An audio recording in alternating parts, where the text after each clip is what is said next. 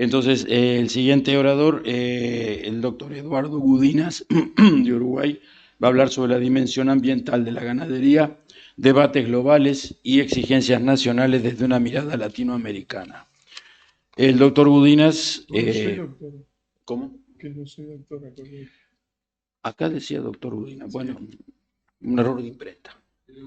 Pero ya lo vas, ya vas a No, llegar. hay que estar atento, porque siempre hay alguien y Sí, le sí, puede quedar mal. han habido problemas con eso. Con... Bueno, Eduardo Gudinas es investigador del Centro Latinoamericano de Ecología Social, CLAES. Desde hace más de 3 años sigue la problema, 30 años, 3 décadas, ¿no? Desde hace más de 3 décadas sigue la problemática del desarrollo, el ambiente y los movimientos sociales en América Latina.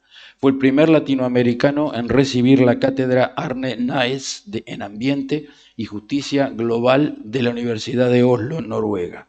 Research Fellow del Centro de Estudios Avanzados de la Universidad de Múnich, en Alemania, y más recientemente se incorporó a la Comisión para la Transformación de la Economía Global del Club de Roma. Está listado entre los 75 pensadores clave en temas de desarrollo en los últimos 150 años. Es uno de los 8 latinoamericanos y es el más joven de toda la lista. Tiene una maestría en ecología social, colabora en distintos modos con organizaciones ciudadanas sudamericanas y con instituciones universitarias. Es autor de múltiples libros en temas de ambiente y desarrollo. Sus textos sobre extractivismos y sobre los derechos de la naturaleza han sido publicados en distintas versiones en Argentina, Brasil, Bolivia, Chile, Colombia, Ecuador y Perú. Su publicación más reciente es una primera evaluación desde la ecología política sobre los impactos de la guerra en Ucrania en América Latina. Y en inglés, su más reciente libro es Extractivismos en Fernworth 2021. Es además miembro de honor de la Academia Nacional de Veterinaria del Uruguay. Otro disertante con créditos más Bueno, que apreciables para hablar con propiedad del tema que nos va a presentar.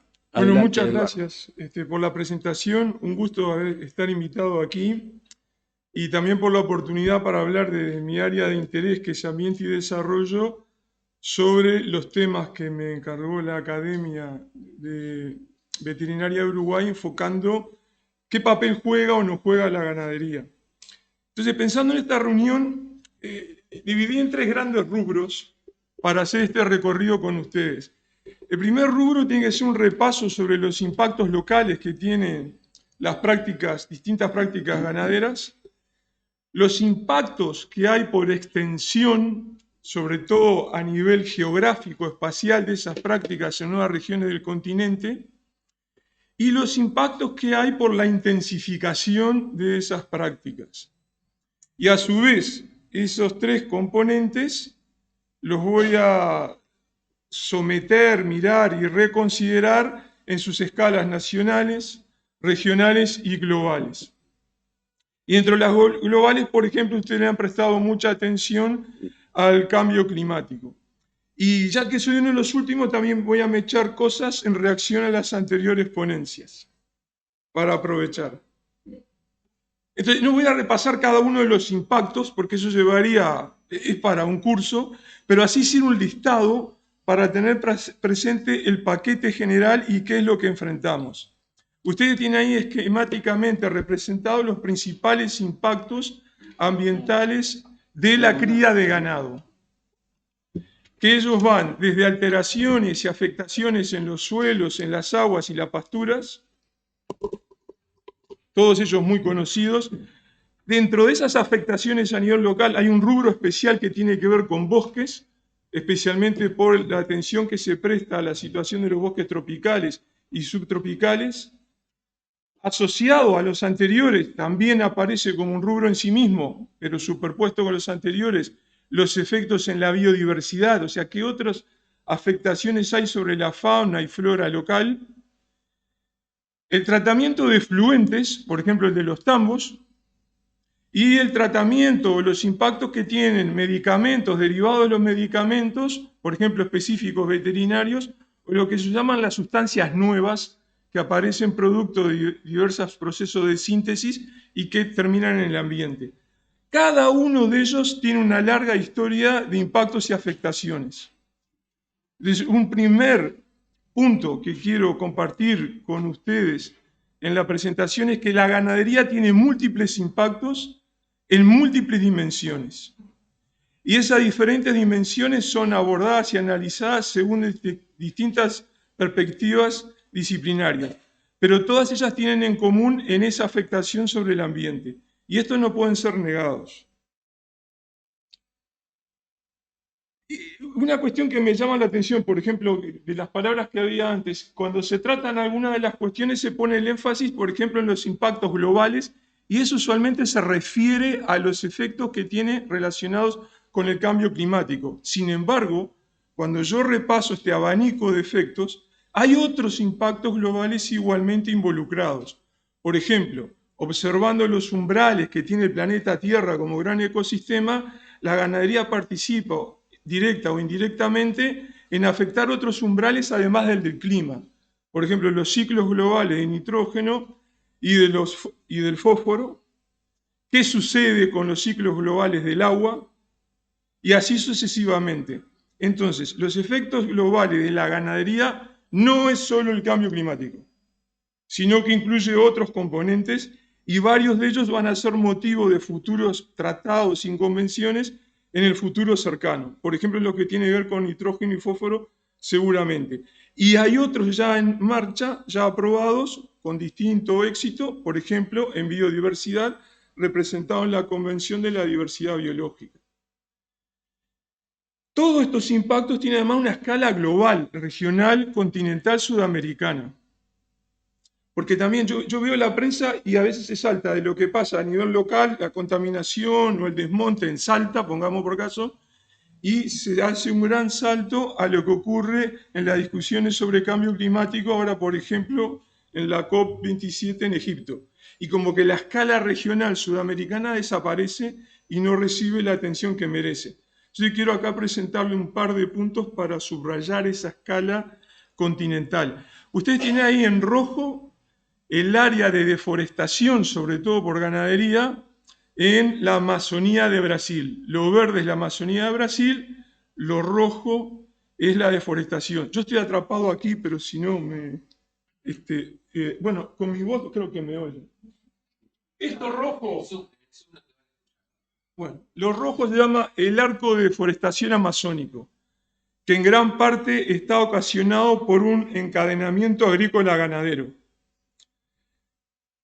Agrícola-ganadero en el sentido que la expansión de los cultivos de soja en la región del Cerrado, que es la que está por debajo de la Amazonía, hace que empuje a los emprendimientos ganaderos sobre la Amazonía, por diversas cuestiones que tienen que ver con la economía y el valor de la tierra. Y es uno de los principales factores de expansión de la deforestación. Este tipo de mapas revela que los impactos de esas prácticas ganaderas, sobre todo extensivas, que implican deforestación, son de amplia escala espacial.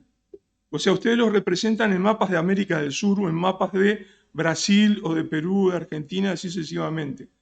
Entonces, no solo hay impactos ambientales locales intensos, sino que también tienen una amplia cobertura geográfica, y esa amplia cobertura geográfica se repite con distintos tonos en los diferentes países. Por ejemplo, en el caso de Brasil, ustedes tienen ahí la deforestación amazónica. ¿Y esto? Bien. Hacia la izquierda de la gráfica de ustedes tienen los gobiernos previos a la era del Partido de los Trabajadores, de la administración Lula y Dilma Rousseff. El valle que ustedes tienen más cercano en el tiempo, aquí corresponde al gobierno del Partido de los Trabajadores y su coalición, y aquí tiene el nuevo pico con Jair Bolsonaro. Y esto es motivo de discusión internacional y ustedes lo habrán visto en más de un reporte de prensa. Pero si yo observo los países vecinos, encontrarán, por ejemplo, que el país que tiene la más alta proporción de bosque amazónico sobre su territorio es Bolivia, y consecuentemente tiene la más alta tasa de pérdida neta de bosque amazónico. Si en cambio hago la evaluación a partir del país que tenga la más amplia cobertura de bosques dentro de su país, la más alta pérdida de bosque dentro de un país en su proporción ocurre en Paraguay, que es donde más se pierde bosque y más rápidamente, y en ese caso es un bosque subtropical. Entonces, las escalas de interpretación también dependen de cómo se aborda esta temática. Le doy otro ejemplo que también ustedes conocen, que es el caso de los incendios.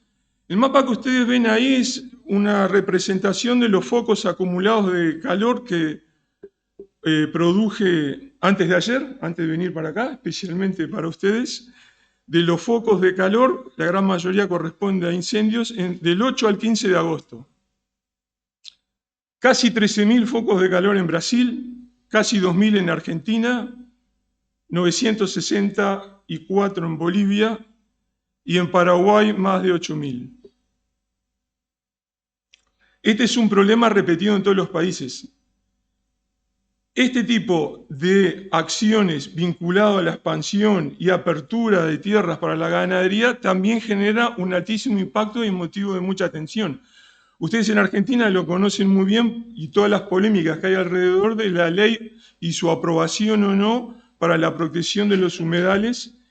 Y lo interesante de esto es que, al igual que ocurre en Brasil, al igual que ocurre en Argentina, en Bolivia, diferentes agrupamientos políticos partidarios que están en los gobiernos y en la oposición, siguiendo distintos recorridos ideológicos, por una vía o por otra, no aprueban normas efectivas para el control de este tipo de impactos en la biodiversidad y en los bosques. Por diversas razones, el saldo neto, el resultado neto de la acción política, es que no se aprueba una protección rígida para estos emprendimientos. Y el saldo para el año es muy duro en América del Sur. Ustedes tienen aquí los focos acumulados de incendios en todo el continente para lo que va de enero del 2022 al 15 de noviembre. 332.000 focos de calor. 332.000. La gran mayoría de ellos en Brasil. Y después de Brasil sigue Argentina. Todo esto tiene consecuencias en la práctica, en la ganadería, y tiene consecuencias en lo comercial. Entonces ahora voy a dar un paso más abordando esta dimensión ecológica, cómo se vincula con la del desarrollo y las relaciones comerciales entre los países. ¿Por qué? Porque los países compradores pueden determinar, por ejemplo, si el ganado que están importando proviene de un área deforestada o no. Y esa trazabilidad ya está en marcha. Entonces ustedes tienen aquí una representación, solo para ejemplo, aquí es por compañía, por ejemplo JBS, el Consorcio de Brasil, y sus prácticas indicadas como un riego de deforestación de hectáreas por cada 1.000 toneladas de carne exportada. Entonces ya están en marcha trazabilidades por empresa, por cada 1.000 toneladas que se exporta, qué riesgo hay de que esté involucrado o no un área forestal. Y aquí está por país comprador. Por ejemplo, China compra sobre todo carnes y derivados del cerrado, Egipto un poco menos del cerrado, que es en rojo, y más de la Amazonía, y así sucesivamente. Entonces, por lo tanto, hay un seguimiento de cada país comprador y un seguimiento que puede ser por compañía. La cadena de suministro y la cadena de valor ahora también se evalúan desde el punto de vista ecológico. Dando un paso más en esta muy esquemática historia, también hay una evaluación, siguiendo con la cuestión del cambio climático, del papel en la producción de alimentos de la emisión de gases invernaderos. Solo para que ustedes tenerles presentes los grandes títulos, las grandes proporciones para no entrar en el detalle. La ganadería para carnes es más del doble, por ejemplo, de las emisiones de arroz. Entonces, dentro de las emisiones que corresponden al sector agroalimentos, una parte sustancial proviene de la ganadería. A nivel global, en la producción de gases de efecto invernadero, América del Sur está en el segundo lugar por detrás de China y el sudeste asiático. Y en el caso de las emisiones sudamericanas, 3/4 de ellas provienen de la ganadería. A la de la ganadería le sigue en el segundo lugar, que es la gráfica inferior, que está en un tono anaranjado, los productos lácteos. En tercer lugar, cerdo, y luego baja a otros rubros. Estas evaluaciones del efecto que tienen las prácticas agropecuarias en el cambio climático dependen de cómo se hagan las cuentas y quién haga la cuenta.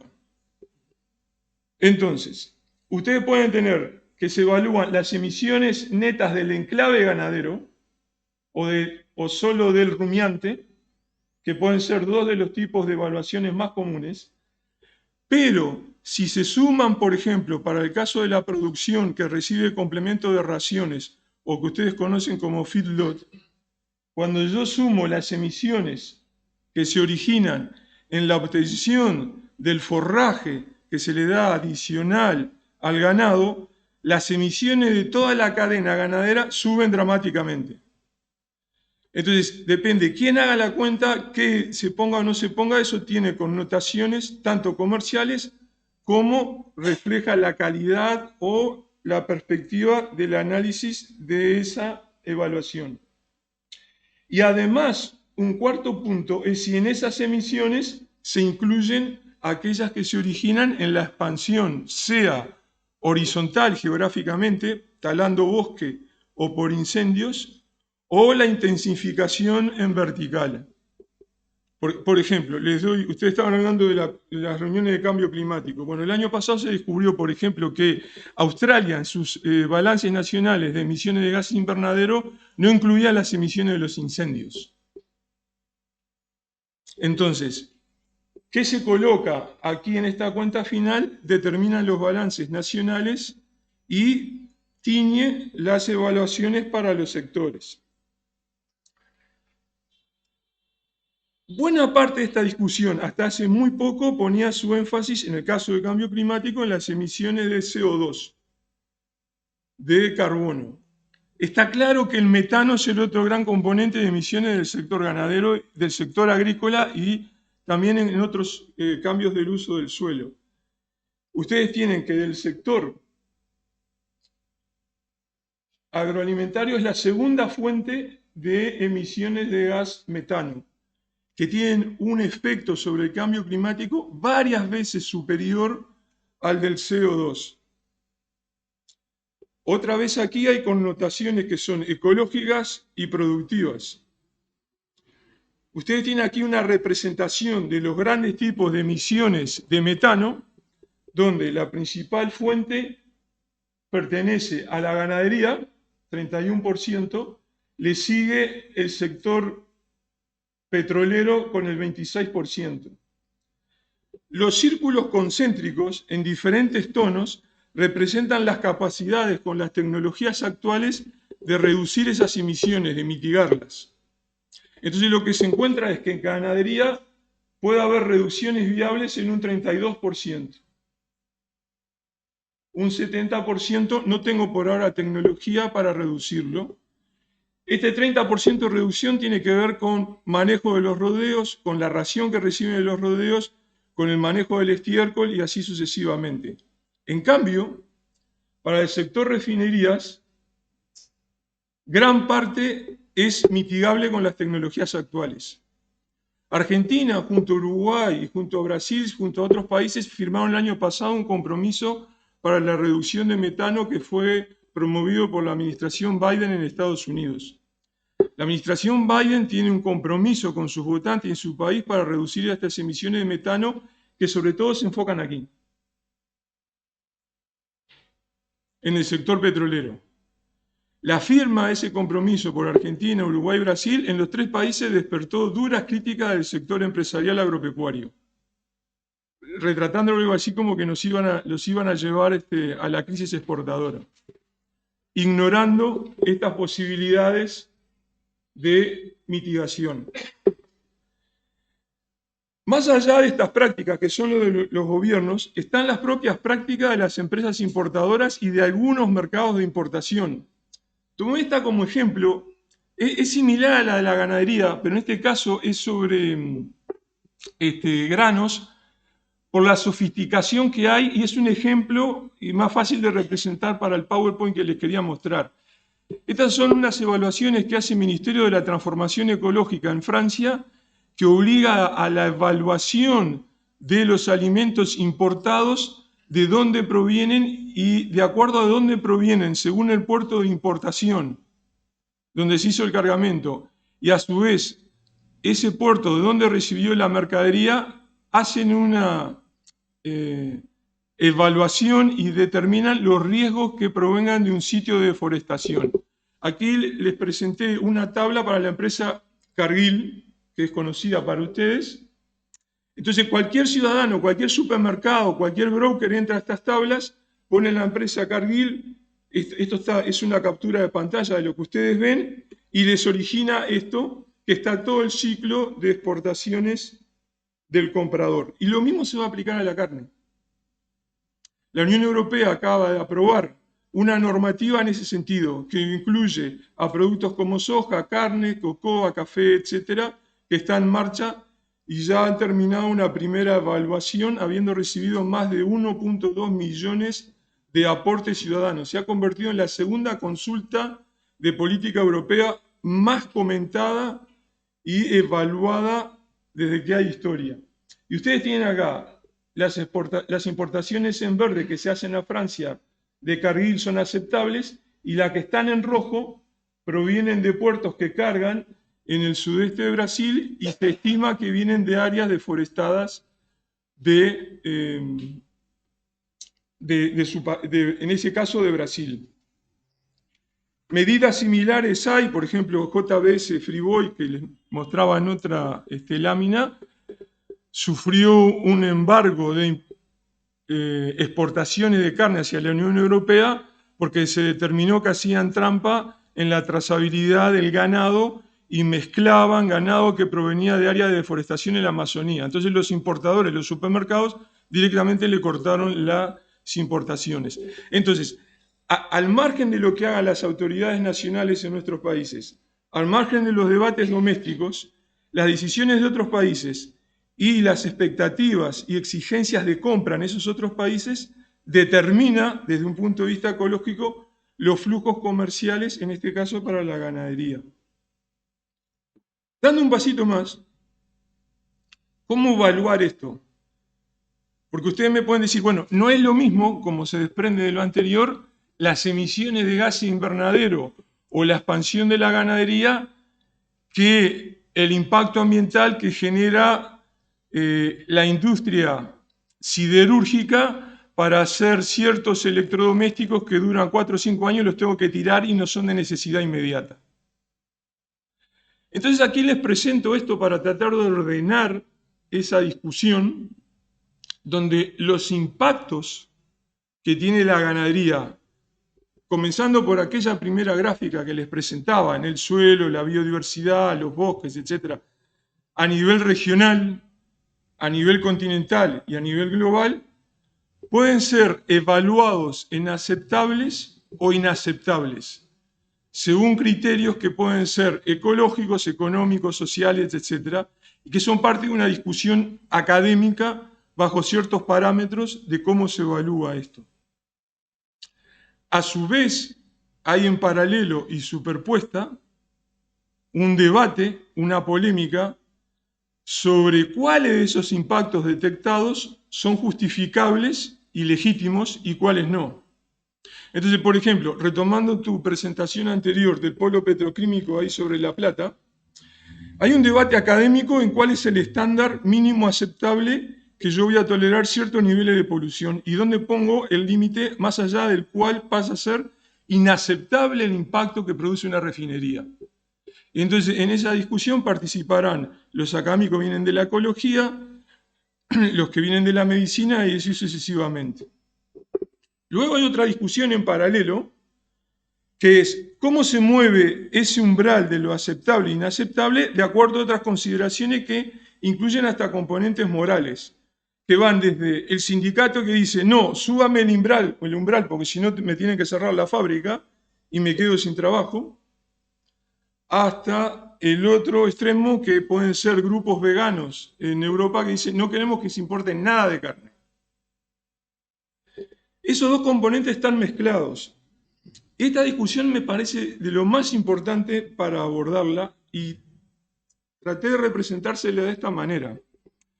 Ustedes tienen ahí un eje vertical donde están esos impactos ambientales, el tema de esta charla, pero pueden incorporar también sus efectos sociales, por ejemplo, en la salud, en la calidad de los alimentos y así sucesivamente. Entre aceptables y legítimos en un extremo y inaceptables e ilegítimos en el otro. Por ejemplo, producción de hortalizas con agua contaminadas. Eso correspondería a un impacto inaceptable. A su vez, tengo otra dimensión en la discusión de cuál es la ponderación económica que se hace de estas prácticas. Donde hay viejos criterios de evaluación económica, bueno, solo me interesa, por ejemplo, el rédito económico que esto tiene por la exportación y las divisas que origina el país, mientras yo externalizo el costo económico del daño ecológico y el daño social, que usualmente lo tienen que pagar o las familias locales afectadas, los gobiernos locales o el gobierno nacional. O si se aplican nuevos indicadores económicos que de alguna manera externalizan y evidencian esos componentes. Entonces, este campo de discusión ustedes lo pueden llenar de diferente manera y este debate es crítico para las actividades agropecuarias, porque las actividades agropecuarias son muy influenciables y están bajo un gran debate de cómo calificar lo aceptable y lo legítimo dentro de nuestros países, y además ese otro eje correspondería a la discusión de lo aceptable y lo legítimo que hacen, por ejemplo, las sociedades en Europa, en Estados Unidos, y los organismos de regulación y de control de comercio en esos países.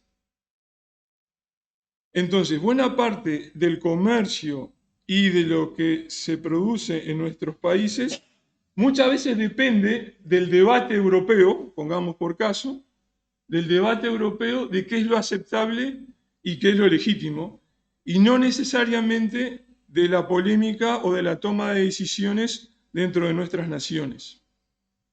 Y nuestras naciones no lo hacen. Por ejemplo, usted me decía de la coordinación entre nuestros países en la COP27. Uruguay, Argentina y los demás socios del Mercosur no tienen ninguna coordinación en cambio climático. No existe ningún espacio de coordinación y no se coordina en el grupo de negociaciones de medio ambiente. La situación es aún más grave. No existe ninguna estrategia coordinada de los países latinoamericanos frente al cambio climático, ni tienen una agenda común en la COP ahora en Egipto. Y para que sea más grave, los países latinoamericanos en conjunto solo participan de un bloque global que es el de los países subdesarrollados más China. Y China es el primer contaminante global de efecto invernadero, emite más que Estados Unidos y la Unión Europea juntos. Y nosotros negociamos con China como vocero. Entonces, frente a estas situaciones, me pedían conclusiones. Entonces, les comparto ideas, borradores de posibles conclusiones, sin ninguna pretensión de certeza, sino como propuestas, hipótesis en marcha. Primero, me parece que es fundamental reconocer que hay una dimensión ambiental de las prácticas ganaderas, que van desde la del cambio climático hasta los efectos dentro de cada país. El negacionismo de esos impactos es insostenible científicamente. No existe evidencia que pueda tolerar el negacionismo. Y en todos nuestros países hay negacionismo. Les puedo citar varios ejemplos de Uruguay, y yo leo regularmente, por ejemplo, los suplementos rurales de La Nación y de Clarín, y hay unos cuantos ahí del negacionismo. El blindaje comercial del sector ganadero con vocación exportadora es imposible. Asumir de que lo que decidan los otros compradores o que solo me voy a dedicar a exportarle a China porque tiene controles y exigencias ambientales menores a las europeas o norteamericanas o de Corea o Japón, tampoco tiene mucho futuro desde el punto de vista comercial. Entonces no hay posibilidades de un blindaje comercial a partir del negacionismo. Y el negacionismo impide pensar alternativas. Entonces, mientras los otros países están pensando alternativas de cómo transformar su agropecuaria, el negacionismo genera un estado de estasis y no se empiezan alternativas propias para las situaciones de Uruguay, de Argentina o de la Cuenca del Plata, por ejemplo. Eso requiere investigación. Hay mucha investigación. El panelista que me sigue a mí, Ernesto Vigliso, tiene una enorme bibliografía sobre estos temas que es de referencia. Pero igual falta más investigación. Investigación ajustada a las necesidades de nuestros países. Eso quiere decir además una particularidad. No toda la investigación que se hace para los journals en inglés, que es para el esquema y el formato de una polémica y de una academia global que piensa y actúa bajo esos parámetros en inglés, sirven para nuestras necesidades. Entonces también tiene que haber una serie de investigaciones y expresión de sus resultados en castellano y con lenguajes adaptados y entendibles para los tomadores de decisiones y para los productores rurales en nuestros países. Tiene que ser independiente. No puede ser financiada o toda financiada por las empresas que participan del comercio de nuestros productos para no repetir los problemas que hay, por ejemplo, en el sector agrícola en este sentido. Tiene que ser sostenida en el tiempo porque, como ustedes ven, esto requiere evaluaciones de muchos años para poder determinar, por ejemplo, impactos de las alteraciones debido al régimen de lluvias en diferentes regiones de nuestros países. Y enfocada en nuestras necesidades. Por ejemplo, ¿cómo vamos a hacer la cuenta nosotros de las emisiones de la huella de carbono? ¿Se van a incluir o no la fase agrícola que brinda el forraje, sí o no, etcétera, etcétera? ¿Se incluye o no la deforestación que ustedes tienen, por ejemplo, en el Chaco, en la cuenca del río Paraná, y así sucesivamente? Eso requiere coordinación regional. Yo no tengo tiempo de aquí de presentarlo, pero está claro que bajo la dinámica agropecuaria y a esa escala territorial, a esa cobertura geográfica, y además esto inmerso en el cambio climático, está afectada toda la cuenca del Río de la Plata y, por ejemplo, lo que hace Brasil sobre la cuenca amazónica altera el régimen de lluvia de lo que ocurre, por ejemplo, en nuestros países. Y la expansión de la agropecuaria en el Cerrado, que va a llegar en estos próximos años al 50% antropizado, afecta a su vez a todo el drenaje que vuelca hacia el Río de la Plata, el río Uruguay, el río Paraná, y también la dinámica del clima en nuestra región. Entonces hay que hacer una coordinación con los países vecinos. Y les guste o no, están inmersos en un contexto internacional y, por ejemplo, les mencionaba las medidas de la Unión Europea en marcha, también nos van a afectar. Existen implicaciones económico-comerciales de esto, hay que saberlas entender, aceptarlas y poder remar con ellas, haciéndolas explícitas y manejándolas como debe ser apropiado. Y es necesariamente un esfuerzo en un momento multidisciplinario, porque, por ejemplo, las consideraciones sobre los impactos legítimos o aceptables incluyen otras expresiones, otras disciplinas e incluso consideraciones culturales y morales. Y finalmente, ¿ya terminé? Cronometrado. Y finalmente creo que hay que comenzar a pensar alternativas. Entonces, así como la Unión Europea y varios otros países, pongo el caso más reciente, Colombia, hablan de transiciones energéticas y cómo esas transiciones energéticas tienen que ser justas, ecológicamente sostenidas y socialmente apropiadas, es urgente que los países del sur comiencen a evaluar transiciones agropecuarias que también vean cómo interpretan estas consideraciones de justicia y sostenibilidad. Muchas gracias.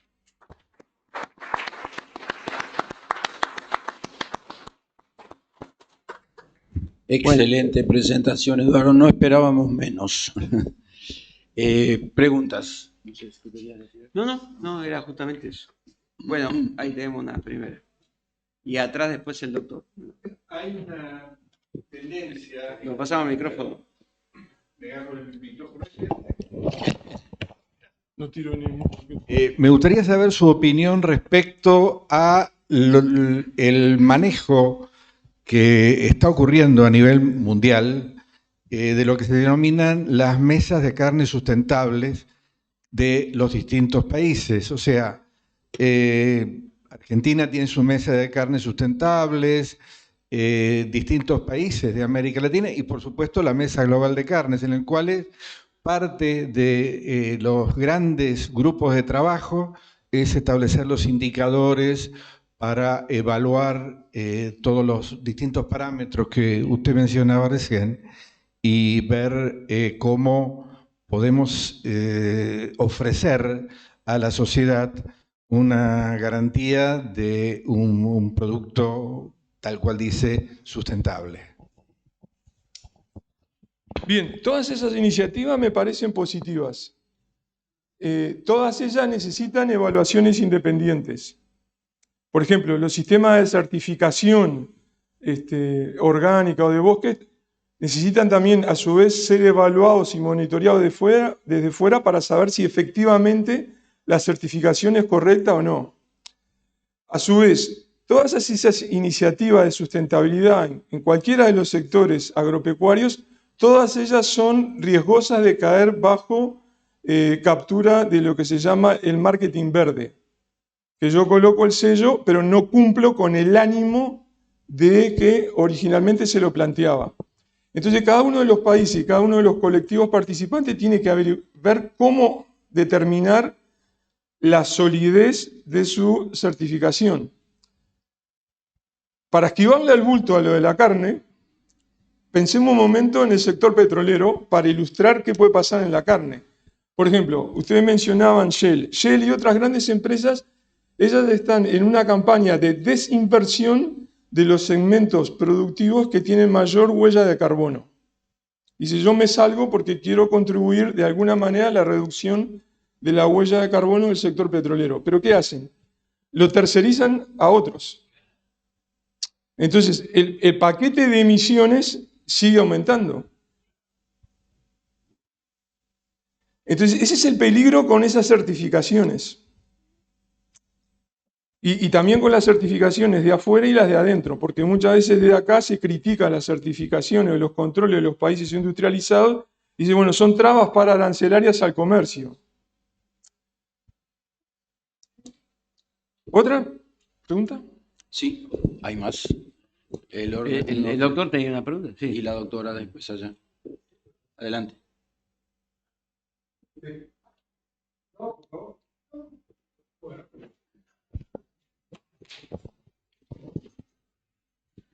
Bueno, me es difícil hablar por micrófono, pero yo anoté 2 o 3 tips que refieren primero a algo que nombraste cuando narrabas en cuanto a las emisiones de carbono. En el caso del metano, dijiste que tenía un poder o una intensidad muy superior al anhídrido carbónico. Lo que pasa es que ahí habría que agregar la residencia. El anhídrido carbónico dura más de 1000 años en la atmósfera y apenas 10 o 12 el metano. Pero además de eso, el anhídrido carbónico tendría un efecto acumulativo en la atmósfera debido a que no tiene ningún tipo de sumidero. Me refiero a la quema de combustibles fósiles, ¿verdad? Sí. Y en el caso de la ganadería, hay un ciclo biogénico de carbono en donde funciona como secuestro y fijación de carbono en el suelo. Quiere decir que ahí es quizás más importante hablar de balance de carbono más que de emisiones. Bien. Lo mío es una afirmación que encierra una pregunta. Sí. Y después un tip es que estamos en vísperas, en poco tiempo más, la Unión Europea saca un reglamento especialmente para Sudamérica, que es donde más compra carne, que va a exigir que los animales que produzcan la carne provengan de parcelas, como dice el reglamento proyecto, con deforestación cero. Sí. Eso lo van a aplicar quizás el año que viene o el otro con carácter retroactivo. Sí. Y por último, también es algo que yo quiero agregar, que hay cadena de restaurantes como Arcos Dorados que utiliza determinados frigoríficos de primer nivel en donde compra animales bajo un sistema de georreferencia en donde se comprueba que el animal sale de un campo en donde no ha habido deforestación. Cosa que tiene su trampita porque sale de un campo que no tiene deforestación, pero no sabemos dónde se crió. Es todo un tema la implementación de ese reglamento, pero se viene. Sí, bueno, voy por lo más fácil. Lo de la reglamentación de la Unión Europea lo dije.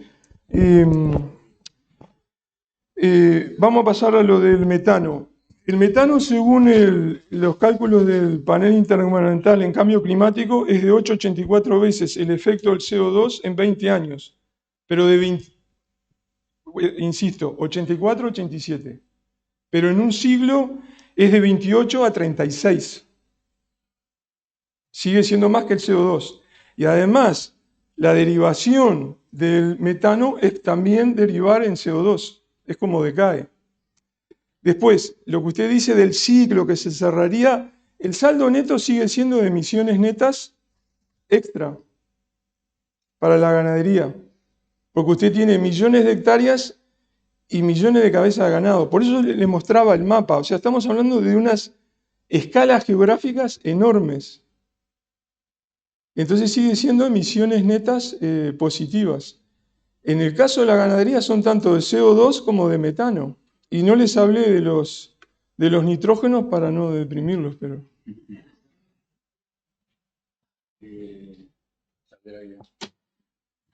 Doctor, Un breve break de todos modos. No, por por eso. el Zoom, por el Zoom.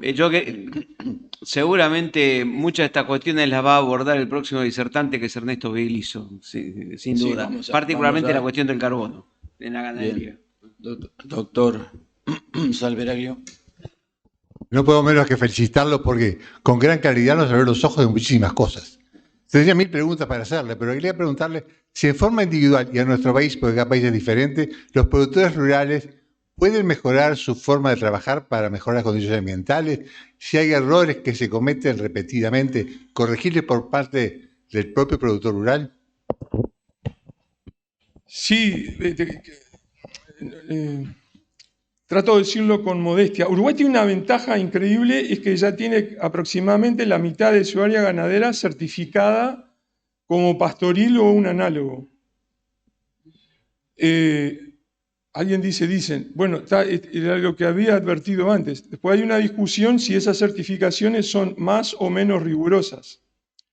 Pero ya tiene ese punto de partida. Entonces, ese punto de partida, en la gran mayoría, no se da por invocaciones de solidaridad ecológica, sino por razones comerciales. En muchos casos no es solamente por un producto que se vende con un mayor precio, sino por acceso al mercado. Entonces, si yo comparo un país que no tiene ningún tipo de certificación o el área de ganadería orgánica o ecológica es marginal, la situación de Uruguay es una ventaja. Eso no evita discutir y analizar lo que había advertido antes. ¿Son las certificaciones buenas o malas? ¿Son independientes o no independientes? Ese es un tema abierto en Uruguay porque la nueva administración clausuró, sobre todo para el sector agrícola, anuló las certificaciones coparticipativas, donde participaba el productor, el técnico y el consumidor.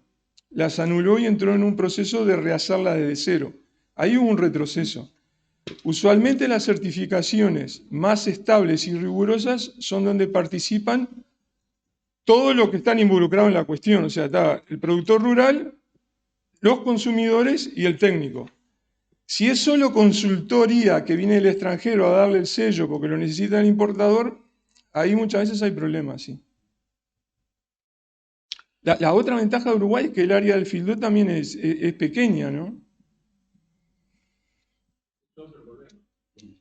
No, no, para las cuentas de esta no. Puede ser que para el bolsillo de algún productor sí, pero desde el punto de vista ambiental no. Bien, pasamos a otra pregunta, doctora.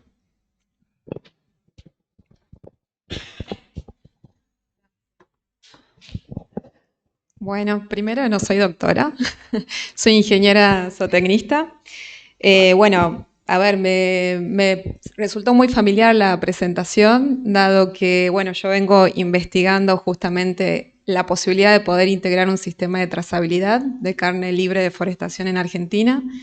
Me tocó trabajar en Ministerio de Ambiente con todo lo que tenía que ver con capas georreferenciadas de zonas deforestadas y la gran presión por la ganadería en la región de Parque Chaqueño. Bueno, todo eso, tratar de cuantificar y ver realmente cuál es el impacto. Y entre eso, bueno, se me ocurrieron muchas cosas. Primero, el tema de que más allá de lo comercial, creo que también soy académica, soy docente. Pensar en no tanto en lo comercial, sino ver de parte nuestra cómo generamos conciencia y sensibilización de estos temas para que realmente no quede en una cuestión de beneficio comercial, ¿no?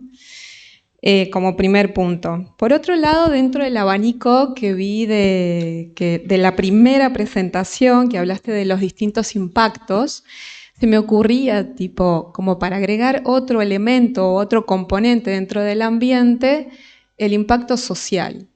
Y dentro del impacto social con el enfoque de una salud. Ya que hablamos de una salud, bueno, también integramos las personas en este ambiente. Y entre eso me pregunto el tema de los medicamentos. Cómo salud, más allá del ambiente, sino también de las personas y de los animales. Por ahí si la academia viene trabajando sobre el impacto que están teniendo los envases de distintos tipos de medicamentos, qué gestión se está tratando de llevar a cabo con el tratamiento de estos residuos que se generan de las prácticas veterinarias. Bueno, ahí también tuve que estudiar normativas nacionales y ver cómo podemos llevar adelante una gestión de estos residuos. Es una propuesta que traigo de trabajo. Y por otro lado, me parecía también interesante, más allá de identificar los elementos de impacto, es poder identificar los niveles de riesgo que generaría cada uno de estos impactos, ¿no? Que eso también sería interesante empezar a cuantificar y en función de ello poder elaborar estrategias. Y por último, consultarles porque al inicio de la jornada he escuchado que se han hecho varias presentaciones al Estado, a las instituciones gubernamentales sobre propuestas que salen de la academia. Bueno, y consultar si hay alguna forma de poder llegar a esos documentos o lo que fuere que se presentó. Yo trabajo en SENASA, en gestión ambiental, soy relativamente nueva en el organismo, así que bueno, poniéndome a disposición y en mano también del doctor Acerbi que lo nombró. Nada, y después, bueno, nada, otras consultas. Y tengo un minuto, ¿no? Bueno, sí. 10 segundos. Sí, cuido menos, sí. Bueno, estoy de acuerdo con todas las aproximaciones. Solo como reflexión para subrayar algunos puntos. La ponencia era sobre lo ambiental, por eso no incluí lo social. Pero en general, como titular, con los riesgos de simplificaciones que ello tiene, a medida de que la producción ganadera se vuelca más hacia la faceta orgánica de menor insumo, menor maquinación, etcétera, requiere más empleo. Entonces, el saldo neto para el país es positivo porque demanda más empleo. A su vez, a medida de que la producción ganadera se vuelca más hacia ese extremo de menor maquinaria, menor insumo químico, etcétera, más probable que el alimento derivado sea más sano. Ocurre lo mismo.